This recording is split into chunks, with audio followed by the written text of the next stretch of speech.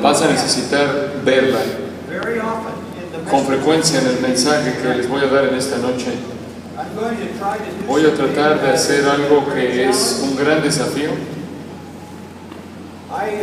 Yo voy a tratar de enseñarles una porción de las Escrituras en una hora que me tomó 10 horas de enseñar en nuestra iglesia.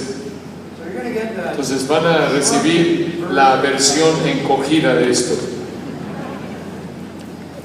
Lo que quiero que vean es el primer evangelio y no es Mateo.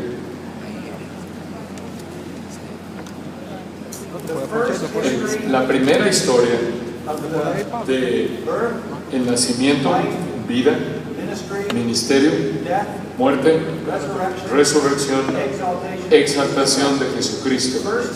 La primera jamás escrita. No es Mateo, no es Marcos, no es Lucas y no es Juan. Es la porción más profunda de las Escrituras, revelando la importancia de la obra de Cristo en la cruz y a través de la resurrección. Es el texto más grandioso acerca del significado de la muerte de Cristo en toda la Biblia. Además, es el texto más asombroso e importante para verificar la inspiración de las Escrituras. Martín Lutero, el gran reformador, dijo que toda persona debe memorizarse esta porción de las Escrituras. Un escritor alemán en 1886 dijo: este es el texto más profundo, más central, el más elevado, lo más alto que las Escrituras jamás han alcanzado. Es una porción de las Escrituras de la cual las expresiones más ricas de nuestro vocabulario acerca del Evangelio vienen. Está lleno de predicciones asombrosas, profecías que son tan complejas que solo Dios sabría que estas cosas iban a pasar. Y fue escrito 7 siglos antes de que los acontecimientos se llevaran a cabo. Es el texto, la explicación que abarca más de la cruz en toda la Biblia. Es el tributo más rico de la muerte sacrificial, vicaria, expiatoria de Cristo. Escucha eso. No tiene paralelo alguno en el Nuevo Testamento. El Nuevo Testamento, los escritores del Nuevo Testamento se refieren al mismo. De hecho, colectivamente, los escritores del Nuevo Testamento se refieren a casi cada línea en este texto. El espectro de este texto es impresionante. Va de la eternidad pasada a la eternidad futura. Desde los propósitos de Dios, al enviar a Cristo, a la coronación de Cristo, al final de la historia. Abarca desde los consejos de la Trinidad eterna hasta la encarnación, la humillación, el rechazo, la injusticia con la cual el Hijo de Dios fue tratado, y nos lleva hasta su juicio, su convicción, su ejecución y su logro en la muerte, hasta su resurrección, su ascensión, su herencia, su exaltación, su coronación y su reino eterno. Un capítulo.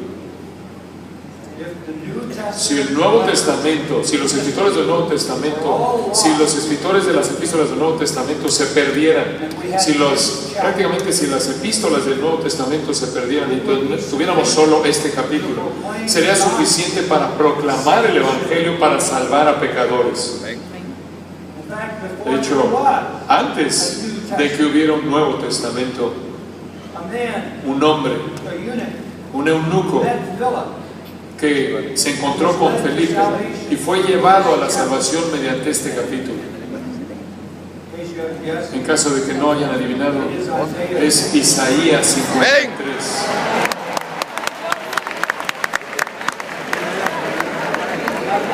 Ahora, esa fue toda una preparación bastante larga, pero ahora ustedes saben lo que hay ahí. Entonces abran su Biblia y veamos la palabra de Dios en Isaías 53.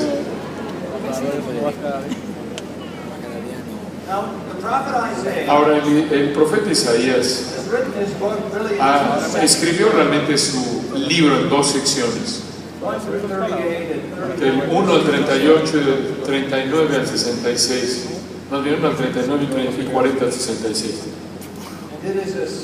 Y es un libro que nos deja boquiabiertos de principio a fin.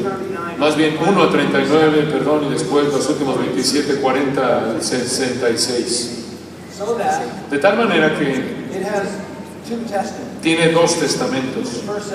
La primera sección, 39 capítulos, como el Antiguo Testamento, 39 libros. La segunda sección, 27 capítulos, como los 27 libros del Nuevo Testamento. Y la sección final, así como el Nuevo Testamento, en su corazón, en su médula, tiene la historia de Cristo. Está dividido en tres secciones de 9 capítulos, que son equivalentes a los 27. Los primeros 9 hablan de la liberación de Israel de enemigos terrenales. Los últimos 9 hablan de la liberación de Israel de la maldición de esta tierra. Y los 9 del medio hablan de la liberación de Israel del pecado mediante la obra del Salvador. Entonces, los últimos 27 capítulos son de liberación temporal, histórica, futuro, escatológicamente, y en medio redentoramente. Los 9 del medio de esta sección en medio hablan de la salvación. El capítulo del medio es Isaías 53. La sección del medio de Isaías 53 es que Él fue herido por nuestras transgresiones y fue azotado. Y entonces, tomando prácticamente la perspectiva amplia, te lleva a la sección medular, a la mitad, 53, y luego vemos en la mitad del capítulo 53, vemos la obra de Cristo, conforme Él se entregó como sustituto, que llevó la ira de Dios por nuestro pecado, herido por nuestras rebeliones. Ahora permítanme hablarles de Isaías 53. Ha sido llamado la cámara de tortura de los rabinos, porque rechazan a Cristo. Entonces, ¿qué hacen con Isaías 53? Claramente habla de Cristo.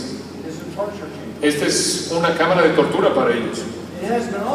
También ha sido llamada la conciencia culpable de los judíos. Huyen de este capítulo porque apunta de una manera tan clara a Cristo. Ahora este capítulo responde la pregunta más crítica que cualquier ser humano jamás hará. Quiero que entiendan esta pregunta. Es la pregunta más crítica que una persona jamás hará. Es la pregunta clave en el Antiguo Testamento. Permítame dártela en las palabras de Dios mismo. Aquí está la pregunta. Éxodo 34. Dios se le aparece a Moisés en el monte y se presenta a sí mismo. Y así es como Dios se introduce o se presenta a sí mismo. Jehová, yo soy Jehová, el Señor, fuerte, misericordioso y piadoso, tardo para la ira y grande en misericordia y verdad, que guarda misericordia a millares, que perdona la iniquidad, la rebelión y el pecado. Una pausa ahí. Dios se presenta a sí mismo como un Dios perdonador.